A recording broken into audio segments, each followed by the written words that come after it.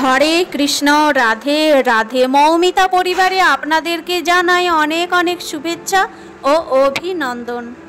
আজকের আলোচ্য বিষয়টি হচ্ছে এই দুর্গা পূজা চলাকালীন আপনারা এই তুলসী পাতা দিয়ে করুন এই কাজ।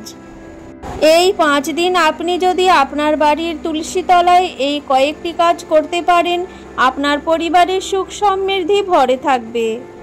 পরিবারে যদি কোনো সমস্যা থাকে তাহলে মা দেবী দুর্গার কৃপায় সব সমস্যা দূরীভূত হয়ে যাবে।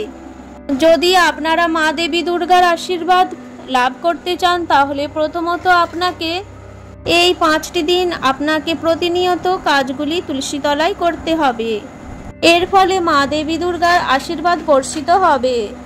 এর ফলে বাড়িতে যত রকমের নেগেটিভ এনার্জি রয়েছে সব কিছুই দূরীভূত হবে। তাই অবশ্যই শ্রবণ করতে হবে। মহাষষ্ঠী থেকে মহাদশমী তিথি পর্যন্ত আপনারা তুলসী তলায় কী কী কাজ অবশ্যই করবেন এবং কী কী কাজ কখনোই করবেন না। শ্রোতা বন্ধুরা, তুলসী তলার বিস্তারিত সব কিছুই আপনাদের সাথে আলোচনা করা হবে। তার জন্য অবশ্যই আপনারা প্রথম থেকে শেষ পর্যন্ত ভিডিওটি খুব মনোযোগ সহকারে শ্রবণ করবেন।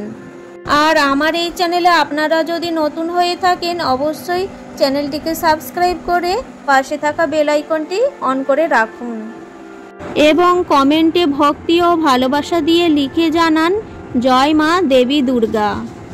21শে সেপ্টেম্বর মহালয়া, তারপর থেকে শুরু হয়েছে আশ্বিন মাসের শুক্লপক্ষের প্রতিপদ অর্থাৎ দুর্গা পূজা শুরু।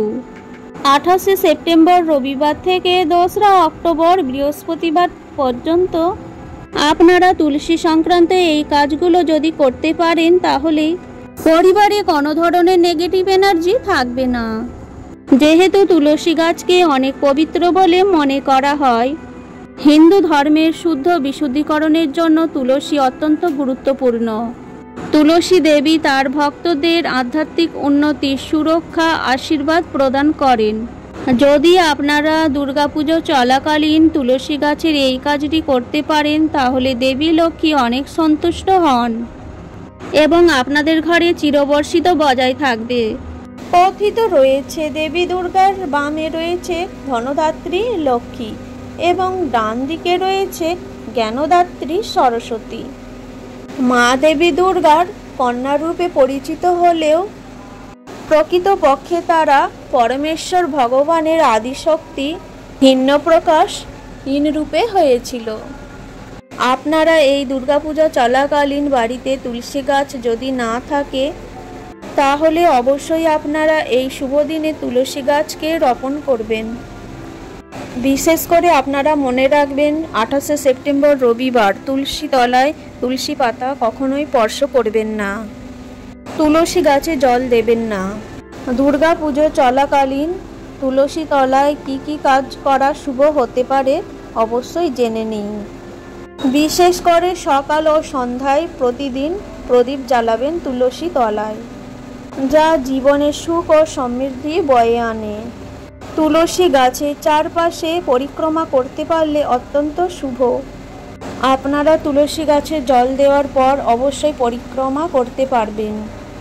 বাড়িতে যদি অশান্তির পরিবেশ থাকে তাহলে তুলসীর 4টি পাতা তুলে আপনারা প্রতিনিয়ত বাড়ি পরিষ্কার করার সময় সেই তুলসী গাছের 4টি পাতা গঙ্গা জলের সাথে মিশিয়ে বাড়ির দরজার সামনে ছিটিয়ে দেবেন। তা অত্যন্ত শুভ বলে ধরা হয়। জয় মা দুর্গা। আজকের এই ভিডিওটি এই পর্যন্তই থাকলো।